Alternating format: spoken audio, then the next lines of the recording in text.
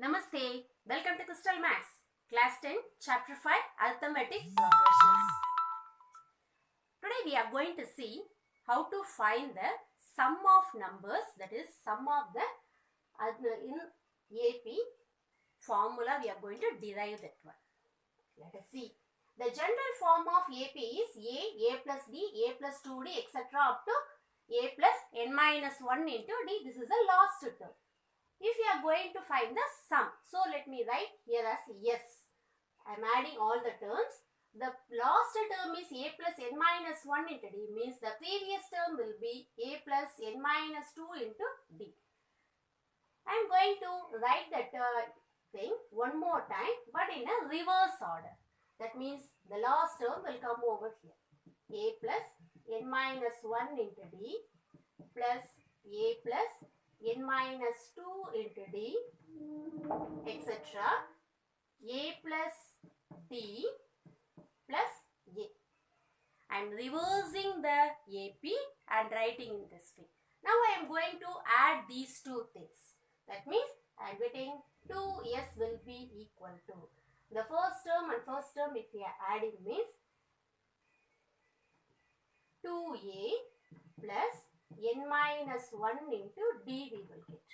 The second term and this one if we add, we will get the same way 2A plus n minus 1 into D we will get that one. The same way if we are saying the last two terms, but the second term if we are adding, here also we are getting n minus 1, A plus n minus 1 into D. The same way here also, that is 2A plus n minus 1 into D. Here the number of terms will be n. So definitely number of terms n in the sense we can write as 2A plus n minus 1 into D. This is nothing but 2S. If I want S, that is sum of n terms, means this 2 if I am bringing here. So this is the formula for finding sum of n terms. This can be written in another way also. That is n by 2 into. This 2A can be split as A plus A plus n minus 1 into D. This A plus n minus 1 into D can be replaced as AN. So A plus AN. We can call it as last term L also. So Sn, we can use these two formula. Okay. Using Sn, what and all we can find? Which kind of questions we may expect? Here we can find the sum of n terms. Sum of n terms means the AP can be given and asking us to find sum of 10 terms, sum of 17 terms, sum of 100 terms. Like the direct questions we can get that one. That means find the sum of 17 terms. If the AP will be such that 2, 5, 8, etc. In this one, yes, 17, that means sum of 17 terms. We can directly apply the formula. N is nothing but 17. From the AP, we can tell A is 2 and D equal to 3. We can substitute in formula Sn, that is S70 equal to n by 2 into 2A plus n minus 1 into D. In this formula, we need 3 variables we should know. One is n, another one is A, another one is D. 3 variables we should know. 3 variables we have. If we are substituting and simplifying, we are going to get the answer there. That is, one sum let us do. 17 by 2 into 2A. That is 4 plus n minus 1. 17 minus 1, 16 into D is 3. Then we can get that answer. By this we are getting, this is 26. 17 into 26, if you are multiplying, we are going to get the answer for this. Let us see few problems. If AP is given like this and find Sn, also find the value of n. In this place, We can analyze the question. We are having A. A is 7. As well, D is also 7. And we have 357. 357 is nothing but AN. We don't have N. We need to find it over there. Using AN formula, we can find the value of N. AN will be equal to A plus N minus 1 into D. Using this formula, if you substitute these values, we will get the value of N. After getting the value of N, we need to substitute in Sn formula.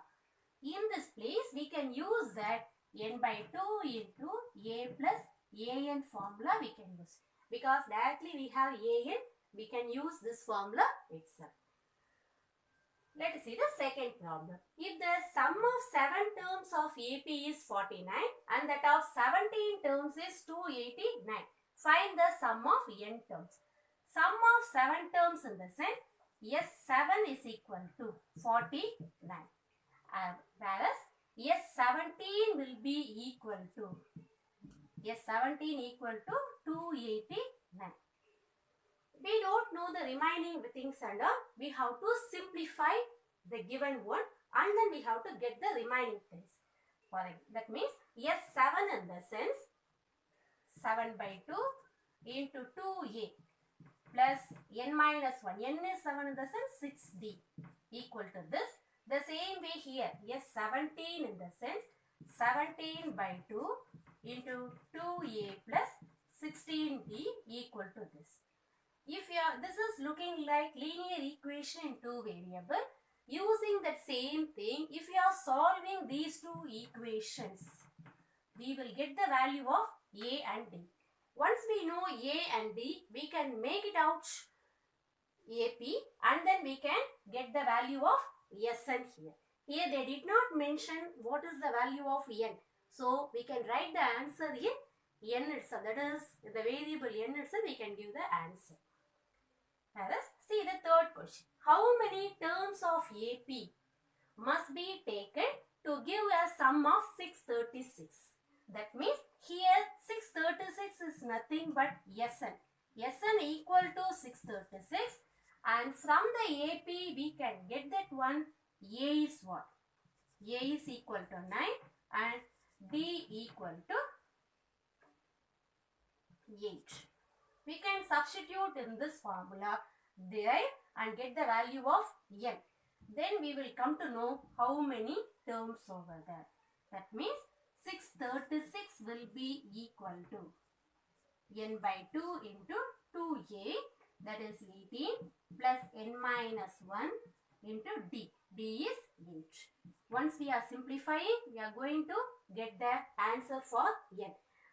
In this place, we will get the form in the way of quadratic equation sometimes.